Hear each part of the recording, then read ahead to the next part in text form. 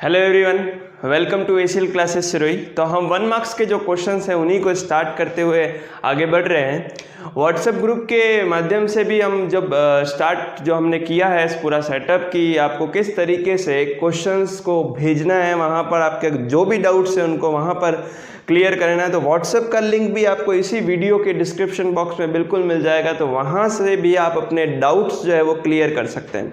और स्टूडेंट थोड़ा धैर्य रखें कि जो क्वेश्चंस आप डाउट भेज रहे हैं उनको मैं निश्चित रूप से बोर्ड पर भी सॉल्यूशन करवाने वाला हूं, क्योंकि आप धीरे धीरे आगे बढ़ रहे हैं। अभी 1 मार्क्स से क्वेश्चन आ रहे हैं, आज धीरे धीरे 2 मार्क्स, 3 मार्क्स और 6 मार्क्स तक भी हम आगे जाने वाले हैं।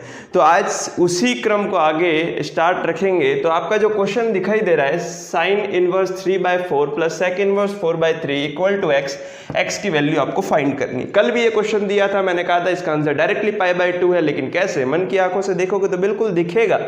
और कैसे दिखेगा कि sine inverse 3/4 plus sec inverse 4/3, कल भी बताया था साइन के साथ में कॉस ही जोड़ा है। अरे कल फॉर्मूला बताया था कि sir sine inverse x plus cos inverse x equal to कितना होता है? π/2। अरे क्लियर हो गई बात? तो यहां से देखिएगा, यहां पर सेक है और यहां पर कॉस इनवर्स है। फॉर्मूला देखिए कैसे लगेगा, एक्स की वैल्यू आप इजीली फाइंड कर लेंगे। सर π/2 कैसे आएगा? तो देखिएगा साइन इनवर्स 3/4, सर इस सेक को मैं कॉस में लिख सकता हूं, तो एक और फॉर्मूला यूज करना पड़ेगा। कौन सा? उस फॉर्मूले को मैं डिस्कस करूं तो अगर मैं बात करूं कॉस इनवर्स 1/x है, तो इसको मैं लिख सकता हूं सेक इनवर्स x।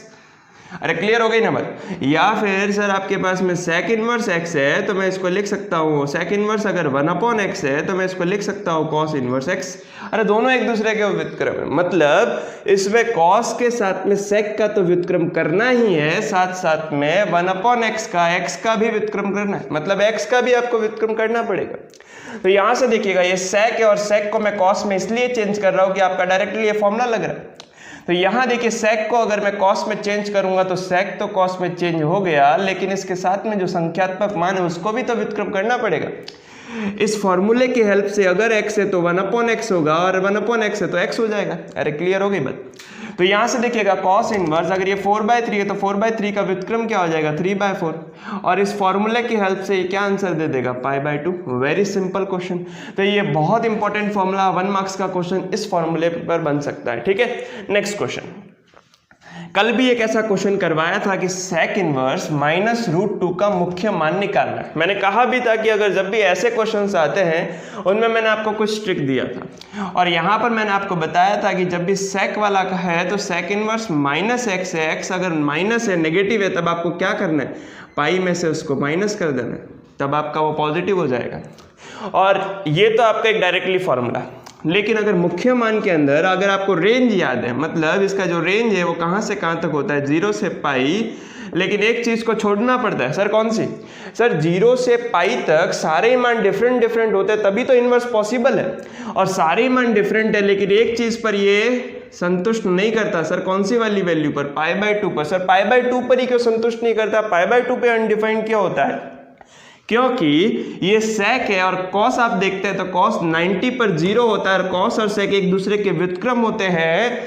तो यहां से सेक अगर कॉस अगर यहां पर 0 देगा 90 पे, तो सेक क्या देगा? इनफाइनाइट। और इनफाइनाइट पे आपका फंक्शन क्या हो जाएगा? अनडिफाइंड। तो इसीलिए हम इसकी रेंज में, ये सेक इनवर्स की रेंज है, इसी की रेंज में हम π/2 को इससे माइनस कर देते हैं।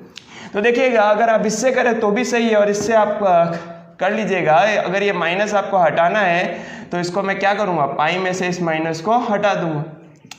अरे क्लियर हो गया ना? Pi minus sec inverse √2 minus आ गया भाई। अब देखिएगा यहां से पाई माइनस, कल भी कहा था डिग्री रेडियन के मान अगर आपको पता है तो 1 मार्क्स आपको रोक ही नहीं सकता।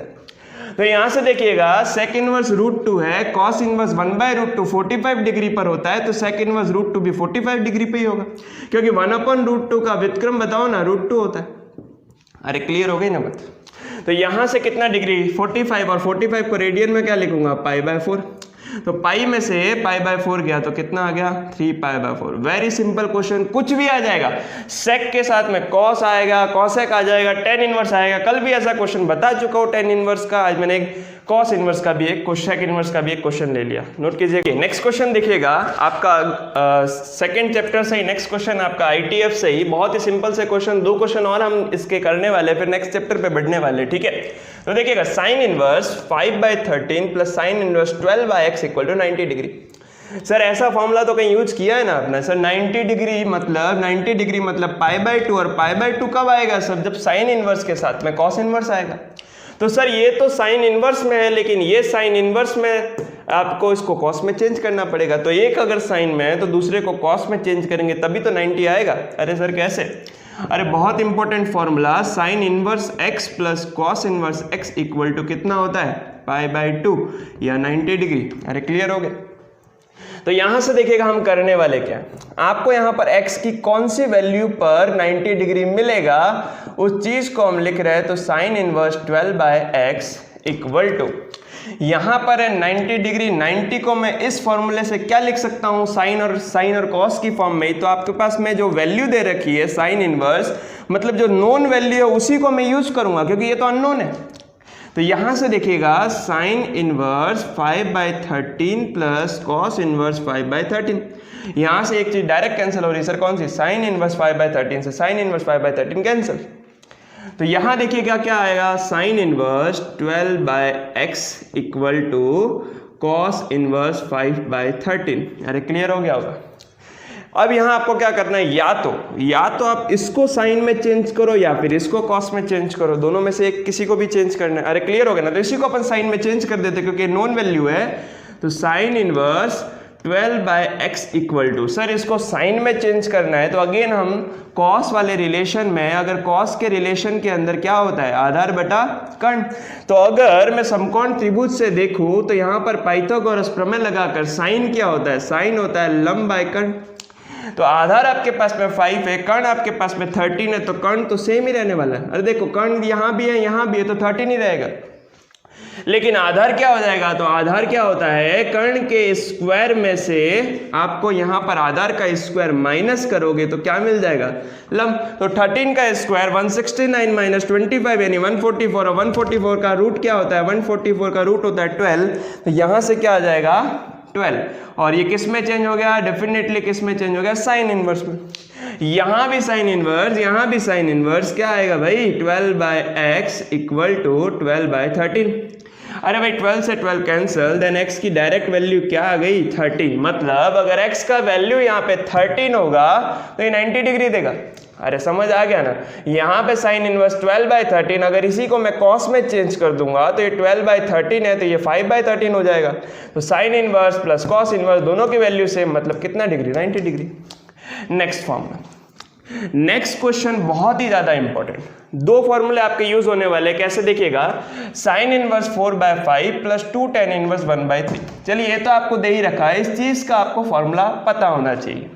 तो सर इस चीज के 3 फॉर्मूले, तीनों फॉर्मूलों को मैं डिस्कस कर देता हूँ, कहीं ना कहीं काम आ जाएंगे। 2 tan इनवर्स 1/3 को अपन 3 तरीके से डिनोट कर सकते हैं। सर कौन कौन से तरीके? अगर मैं 2 tan इनवर्स 1/3 को साइन की फॉर्म में डिनोट करना चाहूँ, कॉस की फॉर्म में डिनोट करना चाहूँ, साइन इनवर्स की फॉर्म में, कॉस इनवर्स की फॉर्म में, या फिर tan इनवर्स की फॉर्म में, तो सर फॉर्मूले होते क्या है? तो यहां देखिए साइन और tan में एक ही डिफरेंस होता है सर, किसका? तो देखो sine inverse 2x upon 1 plus x square, और tan इनवर्स में क्या होता है, तो tan इनवर्स 2x तो ऐसा का ऐसा, लेकिन बस साइन का डिफरेंस होता है भाई, tan inverse 2x upon 1 minus x square. अब आते हैं हम cos पे। तो सर cos में क्या होता है relation, cos inverse 1 minus x square upon 1 plus x square. बहुत ही ज्यादा इंपॉर्टेंट फॉर्मूले, एक क्वेश्चन इन तीनों फॉर्मूले के बेस पे आ सकता है। क्लियर? तो यहां से देखिएगा साइन को चेंज करने की जरूरत नहीं, 2 tan इनवर्स 1/3 को चेंज करना है, तो sine inverse 4/5 plus 2 tan inverse 1/3 को सर किस में चेंज करें? अरे भाई साइन में तो करना नहीं है, टेन में भी नहीं करना तो सर कॉस में करो ना। सर कॉस में क्यों कर रहे हैं, क्योंकि देखिए साइन इनवर्स बाई चांस यही फॉर्मूला यूज हो जाए, sine inverse x plus cos inverse x equal to π/2। चलिए चेक करके देखते हैं।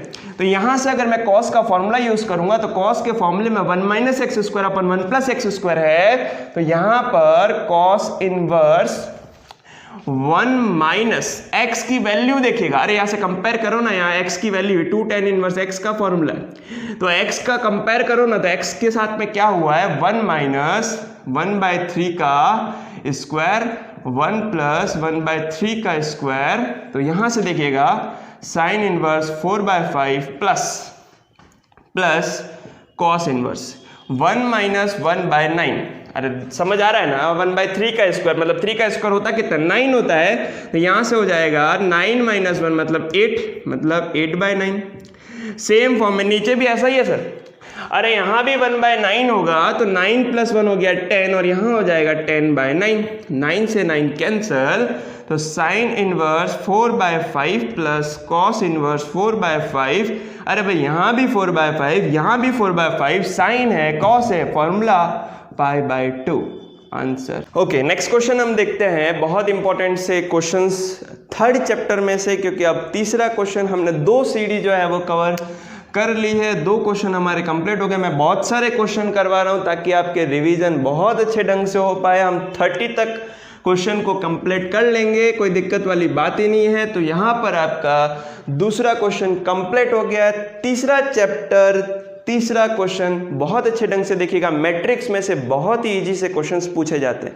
तो देखिएगा हमारे पास में पहला क्वेश्चन है 2x3 क्रम का आव्यूह a = aij आपको ज्ञात करना है, जिसमें आपको ये दे रखा है कि aij = i² - j²। सर ये क्या चीज है, सर ये इसका स्टैंडर्ड फॉर्मेट है। अगर आपको बिल्डिंग बनाने से पहले उसका नक्शा पता होगा तो ही तो बिल्डिंग बनेगी। अरे कुछ समझ आ रहा है ना। तो यहाँ पर ये चीज दे रखी है, ये इस चीज का आव्यूह का एक मानक रूप दे रखा है, एक फॉर्मेट दे रखा है जो ये डिफाइन कर रहा है कि अगर ये नहीं होगा तो मैट्रिक्स नहीं बनेगा। अरे क्लियर हुआ ना। तो यहाँ से सबसे पहले क्या चेक करना है, जो भी आव्यूह है उसका क्रम देखिए। क्रम को एक और वर्ड में डिफाइन करता है कोटि। अरे क्लियर हो गया ना, ऑर्डर। तो अगर इस मैट्रिक्स का ऑर्डर 2x3 है, इस मैट्रिक्स की कोटि 2x3 है, तो अब आपको इस आव्यूह को बनाना है तो कैसे बनाएंगे। तो मैट्रिक्स की कोटि जो होती है उसका स्टैंडर्ड फॉर्मेट m×n होता है, जहां m आपका रो है और n आपका कॉलम है।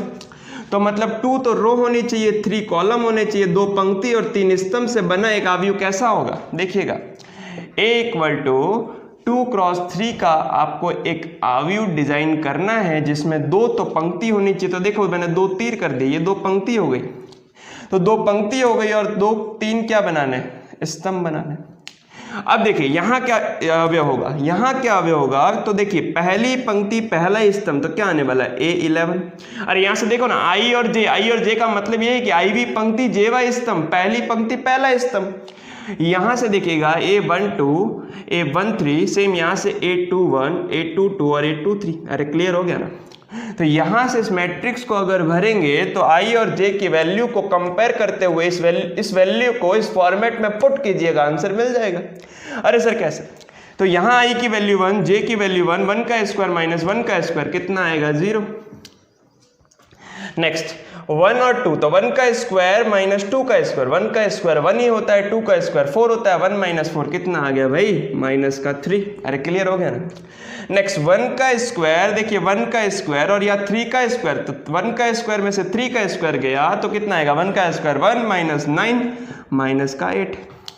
नेक्स्ट 2 का स्क्वायर -1 का स्क्वायर यानी कि 3। अरे 2 का स्क्वायर 4 होता है, 4 में से 1 जाएगा तो कितना आएगा 2 का स्क्वायर 4 - 4 कितना हो जाएगा 0। नेक्स्ट 2 का स्क्वायर होता है 4, 3 का स्क्वायर होता है 9। देखो यहाँ रखो ना, 2 का स्क्वायर 4 - 3 का स्क्वायर 9, 4 - 9 कितना होगा भाई -5। बहुत सिंपल सा क्वेश्चन। 2x3 का स्टैंडर्ड फॉर्मेट अगर नक्शा अगर आपके पास में, तो देखो कितना जल्दी बिल्डिंग रेडी हो गया। क्लियर हो गया ना। नेक्स्ट क्वेश्चन बहुत ही इंपॉर्टेंट क्वेश्चन, अगर बोर्ड में बहुत बार पूछा गया है, किस तरीके से सॉल्व करना है। देखिए यहाँ दोनों साइड में आपको क्या दिखाई दे रहा है, दोनों साइड में आपके आव्यूह दिखाई दे रहे हैं, मतलब मैट्रिक्स दिखाई दे रहे हैं।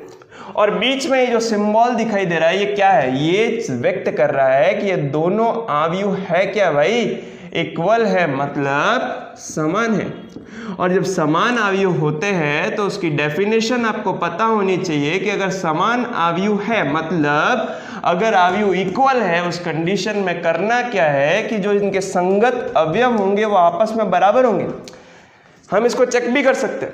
सर नोन वैल्यू जो है, अननोन को छोड़ो, नोन वैल्यू यहाँ पर -1 है तो उसी के फॉर्म में यहाँ भी -1 है। अरे अगर दो मकान सेम तरीके से बने हुए हैं, अगर उनका नक्शा सेम है तो जो रूम जहाँ होगा वहीं पे तो दूसरे मकान में भी वही रूम रहेगा। अरे क्लियर हो गई ना बात। तो यहाँ से देखिएगा ये -1 है तो ये भी -1, नॉन वैल्यूज की बात कर रहा हूँ। यहाँ 3 है तो यहाँ भी 3, लेकिन अननोन कुछ बचे हुए और आपको फाइंड क्या करना है, ए। सर ए फाइंड करना है तो ए से पहले तो के चाहिए।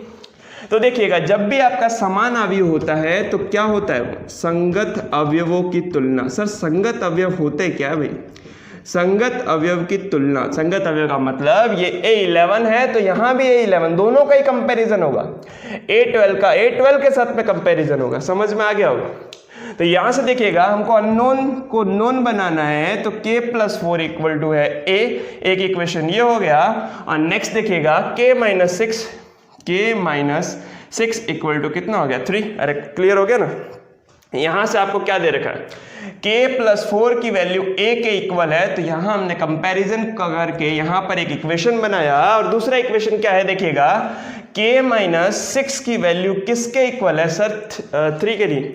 सॉरी k-6 की वैल्यू जो है अपन 21 देख लिया, इसी से आपको तो कंपेयर करना है। k-6 का कंपैरिजन किससे होगा, -4 से। ठीक है, तो k-6 का कंपैरिजन -4 से हुआ तो यहां से देखिएगा k की वैल्यू मिलेगी -4, माइनस का 6 गया प्लस का 6, तो k इक्वल टू कितना हो गया प्लस का 2। तो सर हमको k फाइंड नहीं करना था, सर फाइंड क्या करना था, हमको तो a चाहिए था। तो k की वैल्यू रखो ना यहां से, तो 2 + 4 इक्वल टू a, तो a की वैल्यू हो गई 6।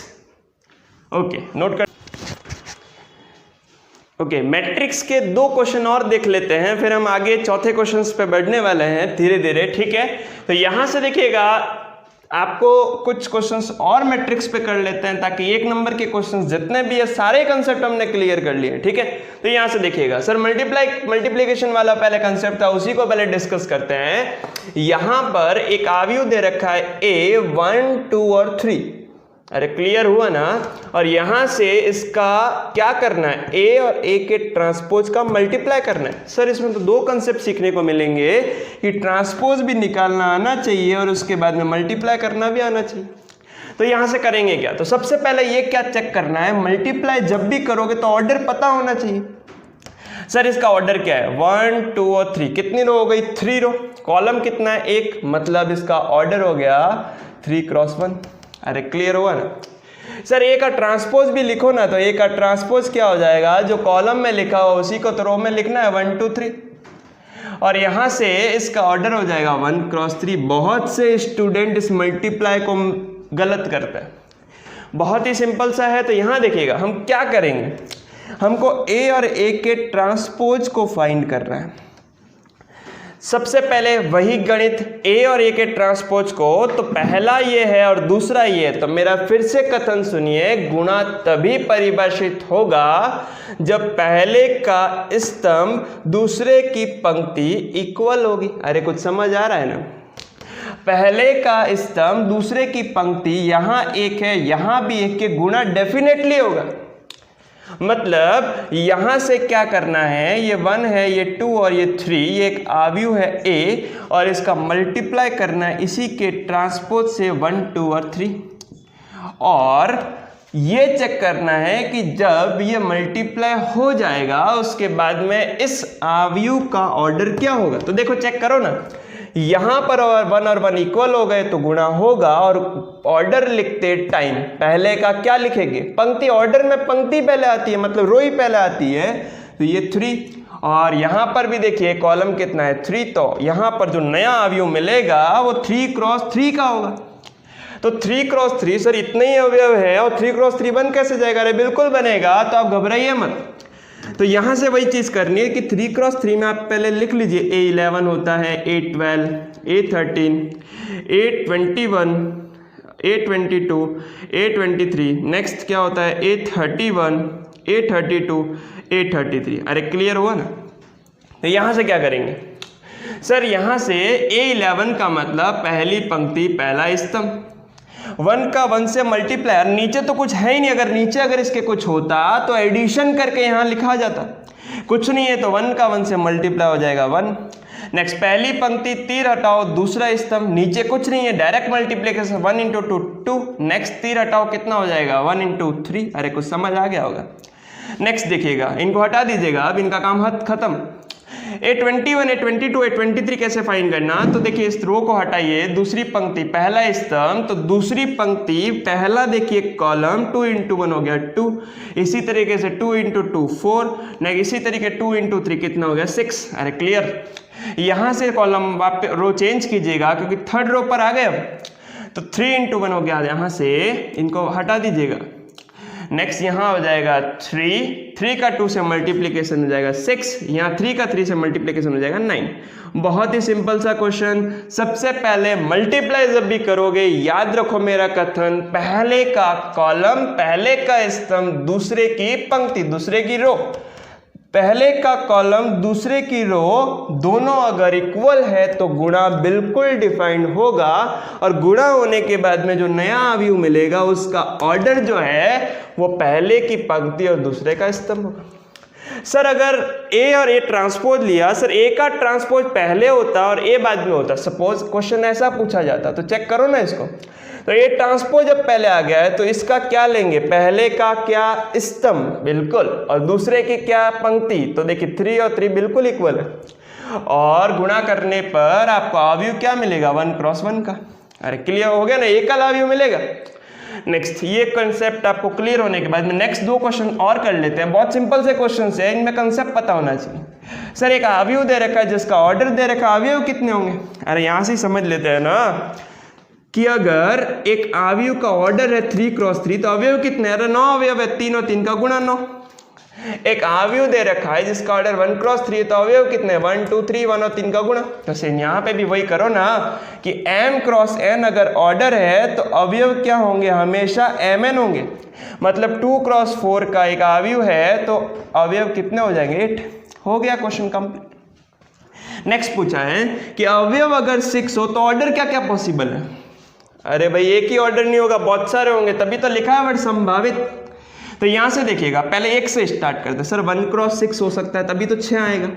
सर 6 क्रॉस 1 भी हो सकता है तभी तो 6 आएगा। नेक्स्ट और 2 पे तो 2 क्रॉस 3।